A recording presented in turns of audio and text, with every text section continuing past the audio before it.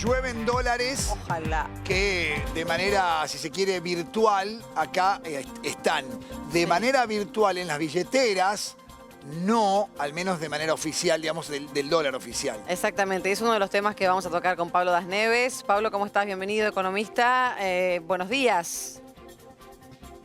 ¿Qué tal? Buenos días, David. Buenos días, Monse. ¿Cómo están? ¿Cómo va eso? ¿Tiene dólares? ¿Quiere dólares? Yo quiero, no tengo.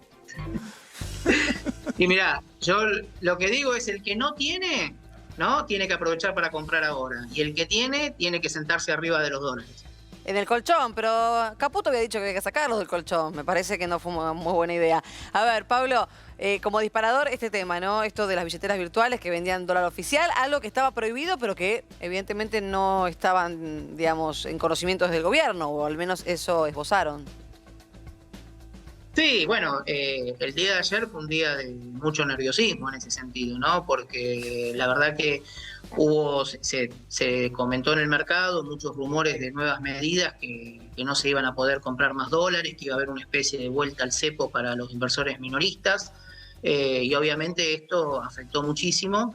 Y a último momento hubo un comentario del titular de una LIC, el caso de Ariel Esdar, que dijo que le habían obligado a bajar la palanca, no podía vender más dólar oficial, solamente vender dólar financiero. Y esto un poco hace acordar, ¿no?, a la época donde en la Argentina, que no es muy lejana, ¿no? Estamos hablando de 2 años, 3 años, donde existían distintos tipos de dólar, ¿no? Entonces esto pone muy nerviosa a la gente, hay mucho nerviosismo en el mercado. Todos los inversores se están dolarizando en este momento, ¿no? Esto es una realidad.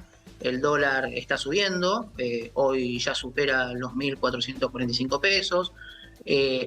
Hoy por hoy en el mercado hay una presión compradora de dólares, ¿no? La gente quiere llegar dolarizada a las elecciones. Hay mucho miedo de lo que va a pasar el día después de las elecciones porque hay una especie de consenso entre todos los analistas de que el esquema de bandas cambiarias no va a existir más y vamos a pasar a un esquema de flotación un poco más amplia, ¿no? O a un esquema donde el tipo de cambio suba más.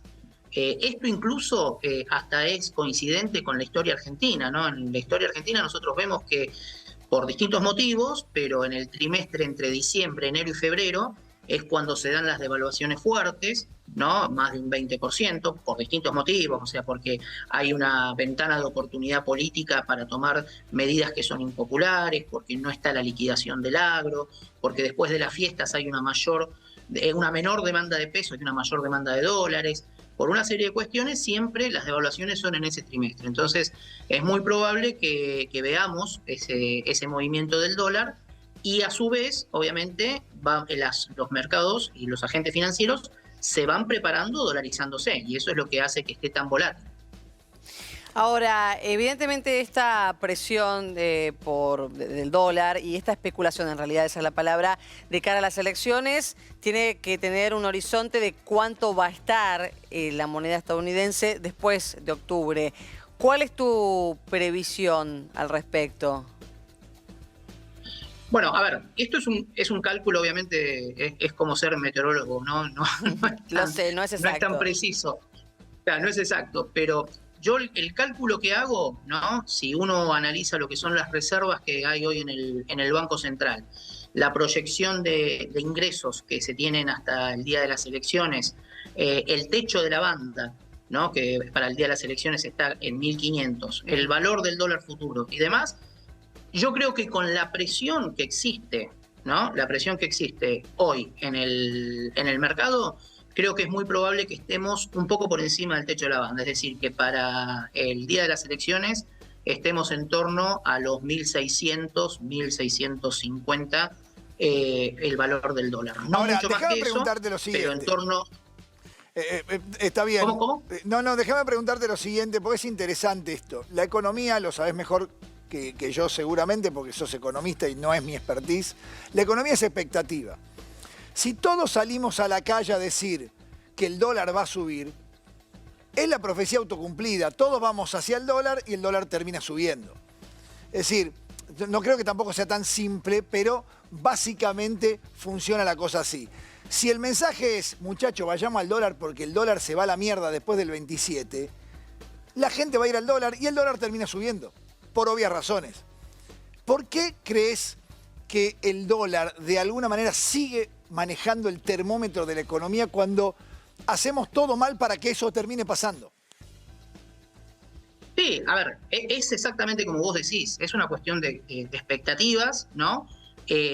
Para darte una respuesta correcta, yo creo que no hay ningún economista que te la podría dar, habría que verlo en un sociólogo, ¿no? Porque Argentina es un país donde el dólar es la principal variable, incluso cuando en la economía real la incidencia no es tal.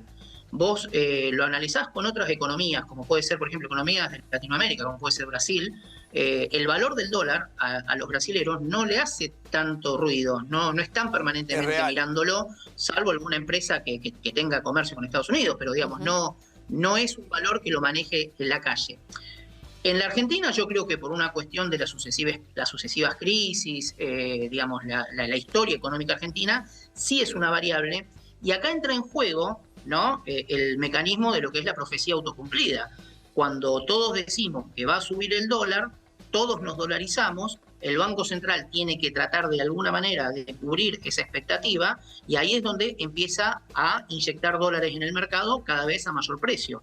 Y eso es lo que pasa. Bueno, hoy por hoy el Banco Central tiene menos poder de fuego que antes para intervenir en el mercado y el dólar sigue subiendo. El tema es, cuando lleguemos a un punto de dolarización máxima, ¿no?, del mercado, después de las elecciones, que puede ser 1.700, por ejemplo, suponete 1.600, 1.700, en algún punto esa expectativa también puede empezar a bajar y puede empezar a cambiar un poco digamos, las necesidades y las demandas. Ahora bien, esto sin olvidar que por una cuestión justamente de expectativas y de las empresas que exportan y del nivel de depresión económica que hay en la actividad, es necesario que el dólar suba. Y ahí pensar en un aumento entre el 20 y el 30% del dólar del tipo de cambio oficial, yéndose a 1.800, 1.900 como máximo en ese periodo entre diciembre, enero y febrero, no es tan descabellado de pensar.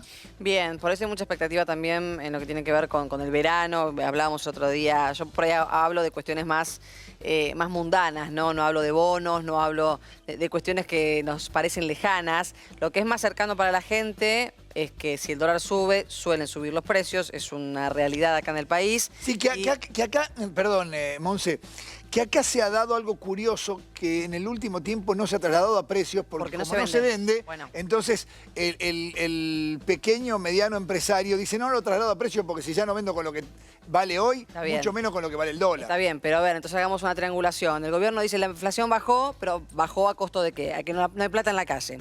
El dólar va a traccionar el valor de cualquier cosa, sobre todo de la comida, que es lo que por ahí más nos importa, o bienes de consumo masivo, Pablo. Entonces, evidentemente, el gobierno también se ve en una encerrona de ver si intervienen para que no suba por de arriba de la banda. Ya no van a poder comprar el oficial en las billeteras virtuales. Hay algunos movimientos dentro de economía, por lo que vemos en el último tiempo. Perdón, no te alcancé a escuchar, se cortó la última parte. No, que en realidad si el Ministerio de Economía tendría que salir a tomar ciertas medidas, como por ejemplo esta, de que no se pueda vender el dólar oficial en la billetera virtual. Digo, ¿vos vislumbrás algún otro tipo de cambio sustancial dentro de economía? Sí, yo creo que el gobierno de alguna manera se apuró, ¿no?, en quitar el cepo para las personas físicas porque no tenía suficientes reservas en el Banco Central para poder hacer frente a la demanda. Simplemente un número o sea, hay una cuestión en economía que se llama el trilema imposible monetario. Es muy difícil que en una economía vos puedas tener un tipo de cambio fijo o tipo de cambio bajo, que puedas tener al mismo tiempo libertad de capitales, ¿no?, o sea, que no haya cepo, y a la vez que puedas tener fortaleza en tu Banco Central con reservas fuertes. Acá el problema que vos tenés es que el gobierno decidió tener un tipo de cambio bajo, ¿no?, y tener al mismo tiempo no tener el cepo para personas físicas, lo cual permitió que, por ejemplo, de los 20.000 millones que recibió la Argentina como préstamo del FMI, se le vendió a las personas físicas 17.000 millones, ¿no?, porque estaba el dólar barato y porque esto generaba que por ejemplo, pudieran viajar al exterior mucho más económico que vacacionar en la Argentina. Entonces, ¿qué pasa? Si la Argentina ahora tiene que recomponer reservas, tiene que mejorar su posición competitiva, tiene que optar por dejar de lado una de las dos cosas. O tiene que volver a implementar algún tipo de cepo, ¿no? Que se verá la forma, digamos, pero que básicamente lo que busca es reducir la oferta de dólares en el mercado para presionar la demanda a la baja, o tiene que agarrar y liberar el cambio, ¿no? Hacer que el dólar valga lo que tenga que valer.